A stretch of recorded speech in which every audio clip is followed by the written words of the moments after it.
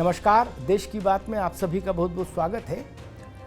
आज हम बात करेंगे उन पैमानों की, उन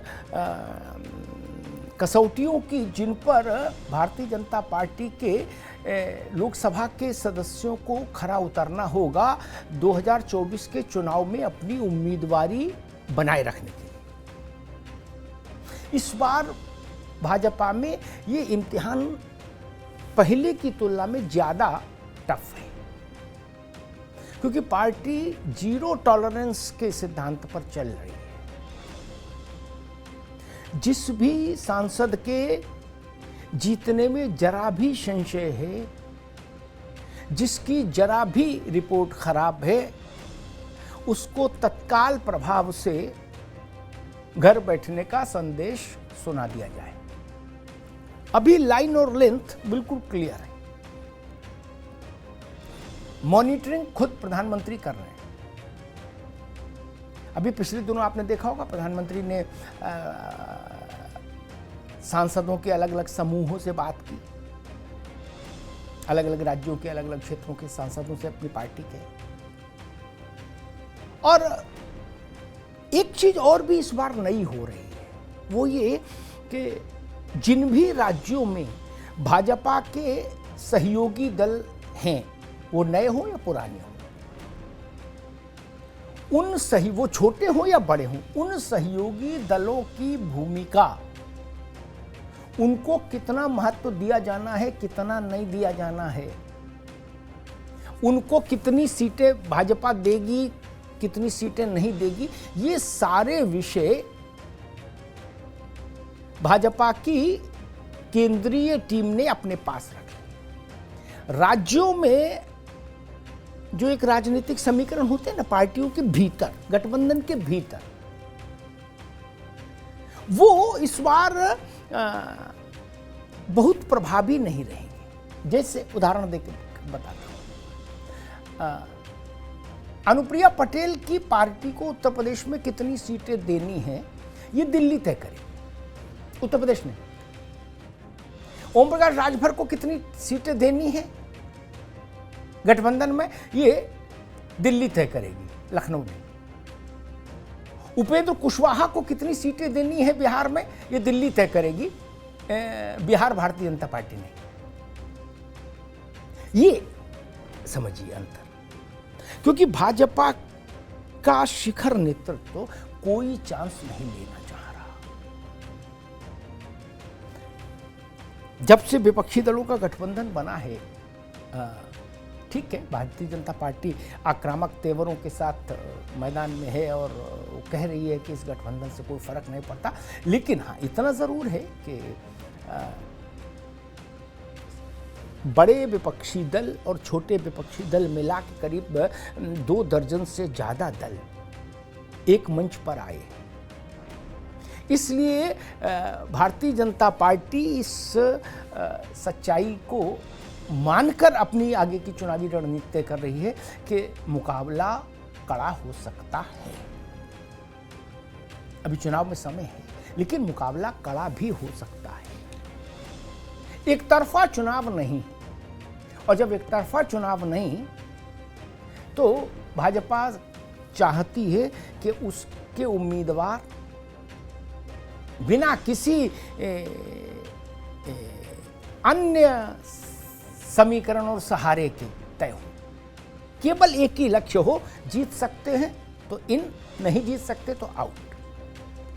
किसी को वरिष्ठता के आधार पर, किसी को संपर्कों के आधार पर टिकट नहीं देगी भाजपा की केंद्रीय इकाई, ये जान लीजिए। अभी तक के जो संकेत हैं वो बहुत साफ हैं। प्रतिशत में तो बताना मुश्किल है, लेकिन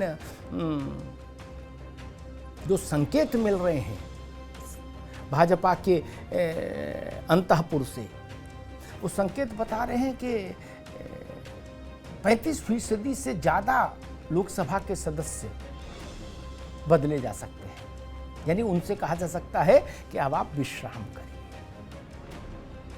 ये बड़ा प्रतिशत है, लगभग 1/3।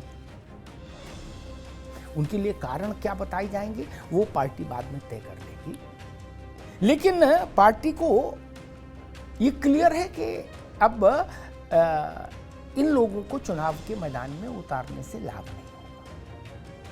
ये नरेंद्र मोदी के काम करने का अपना एक स्टाइल। गुजरात में जब वो मुख्यमंत्री थे और उसके बाद धीरे धीरे संगठन और सत्ता सब उनके ही कमांड में आ गई गुजरात में, तब उन्होंने ये एक जोखिम भरा फैसला लिया था और कदम उठाया था जो सामान्यतः पार्टियां उठाने से हिचकती हैं, कि वो तमाम विधायक उन्होंने वानप्रस्थ में भेज दिए जिनके जीतने का जरा भी शक शुबा था, और उनकी जगह नए लोग लड़ाए और जिता के लाए बार बार। तो वही एक तरीका है मोदी जी के काम करने का। तो स्वाभाविक है भाजपा के लोकसभा के सदस्यों के लिए ये टफ टाइम है। उनके पैमाने भी बड़े अद्भुत हैं नरेंद्र मोदी। उन्होंने सांसदों के लिए एक बात ये भी कही कि हर सांसद को हर दिन कम से कम बिना नागा हर दिन कम से कम 25 शॉर्ट वीडियो बना के सोशल मीडिया पर डालने होंगे। मैं देखूंगा, मॉनिटरिंग करूंगा। बताइए, 25 वीडियो बनाइए, सोशल मीडिया पर डालिए। और मॉनिटरिंग का लेवल आपको पता है क्या है? बताता हूँ। सांसद लोग सुनेंगे तो उनका भी मतलब टिकट के लिए जो व्यूह रचना वो करना चाहेंगे, उसमें उनको मदद मिलेगी। प्रधानमंत्री का एक कार्यक्रम आता है रेडियो पर, मन की बात आता है। ये तो सामान्य कार्यक्रम है, सब जो भाजपा के लोग हैं वो सुनते ही हैं। उसकी मॉनिटरिंग का आलम मालूम क्या है?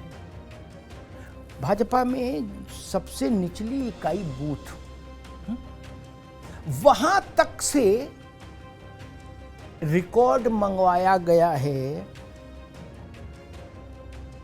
कि बताइए किस हफ्ते कितने लोगों ने एक साथ कार्यालय पर बैठ के मन की बात सुनी। फिर उनका मूल्यांकन होगा। विधायक से पूछा जाएगा भाई तुम्हारी विधानसभा क्षेत्र में इतने कम क्यों लोग, और सांसद से पूछा जाएगा तुम्हारे क्षेत्र में इतने कम क्यों लोग। और ये आंकड़ा कौन इकट्ठा कर रहे? केंद्रीय संगठन मंत्री बीएल संतोष। सोचिए, काम करने का तरीका समझिए। क्या रेडियो पर सुनने के, उस कार्यक्रम को सुनने के लिए कौन कौन आया, कौन कौन नहीं आया, इसका भी रिकॉर्ड मेंटेन हो रहा है। ये नहीं कि हाँ जी सुन लिया था। फोटो डालिए, प्रमाण दीजिए। और लोकसभा की उम्मीदवारी में एक चीज और भी रहेगी कि क्षेत्रीय छत्रपों की भूमिका भी बहुत कम रहेगी। सामान्यतः वाजपेयी जी से के समय और उससे पहले की भाजपा में क्षेत्रीय छत्रपों की बड़ी भूमिका होती थी, लोकसभा में भी और विधानसभा में तो खैर हो रहती थी। राज्य के बड़े नेता हैं, चाहे जिसको आशीर्वाद दे दिया, उसको टिकट मिल गई, उसको लड़वा दिया। इस बार वैसा भी नहीं होगा, ये जान लीजिए। यहाँ नाम नहीं लूंगा क्योंकि नाम लेने में फिर वो ठीक नहीं रहेगा, लेकिन तय ये हुआ है कि भाई राज्य के किसी भी नेता से आपकी कोई राज्य का नेता आपसे नाराज है, इस आधार पर आपका टिकट नहीं कटेगा अगर आप जीत सकते हैं। और कोई राज्य का बड़ा नेता भाजपा का आपसे बहुत खुश है लेकिन आप जीत नहीं सकते, या आप नरेंद्र मोदी के पैमाने पर खरे नहीं उतर रहे, तो आपको टिकट नहीं मिलेगा। यानी राज्य के नेताओं की भूमिका लोकसभा के चुनाव में बहुत सीमित होगी, जहां तक अर्थ है, विषय है उम्मीदवारों के चयन। चाहे शिवराज सिंह हो, चाहे रमन सिंह हो, चाहे वसुंधरा राजे हों, जितने भी लोग राज्य के अपने अपने ढंग के, सुशील मोदी बिहार में, उनके लिए एक ही वो है विनेबिलिटी। और कई तरीकों से अमित शाह और बीएल संतोष, ये जो जोड़ी है, ये कई अलग अलग तरीकों से ग्रास रूट लेवल से ये रिपोर्ट्स भी मंगवा रही है अपने सांसदों के बारे में। उनकी सक्रियता एक, दूसरा लोगों के दुख सुख में उनकी उपस्थिति। किसी के यहाँ गमी है, सांसद गया कि नहीं गया, किसी के यहाँ मांगलिक कार्य है, सांसद गया कि नहीं गया। सामाजिक सहभागिता के कार्यक्रमों में सांसद रहते हैं या नहीं रहते हैं, और उसमें भी ये देखा जा रहा है, मॉनिटरिंग में एनालाइज किया जा रहा है कि आप किस मतलब एक ही किस्म के सामाजिक कार्यक्रमों में तो नहीं है। जैसे पता लगा जी भंडारे के कार्यक्रम में सांसद जी जाते हैं तो केवल भंडारे में ही जा रहे हैं क्या, तो रक्तदान शिविर में क्यों नहीं जा रहे, ये भी सवाल पूछा जा रहा है, समझिए। और केवल रक्तदान शिविर में जा रहे हैं तो ये भी पूछा जा रहा है कि दुर्गा पूजा में क्यों नहीं पंडाल लगाया। सामाजिक सक्रियता को भी चारों कोनों से नापा जा रहा है, तब आपको टिकट मिलेगी। और क्षेत्रीय दलों का और छोटे दलों के साथ गठबंधन करना है नहीं करना है, ये विषय तो पहले से ही नरेंद्र मोदी और अमित शाह के दौर में भाजपा आलाकमान ने अपने पास रख लिया था। उसमें राज्य इकाइयों की भूमिका वैसे ही बहुत कम थी, और अब उन घटक दलों को, सहयोगी दलों को क्या देना है और कितना देना है, ये भी दिल्ली से ही तय होगा।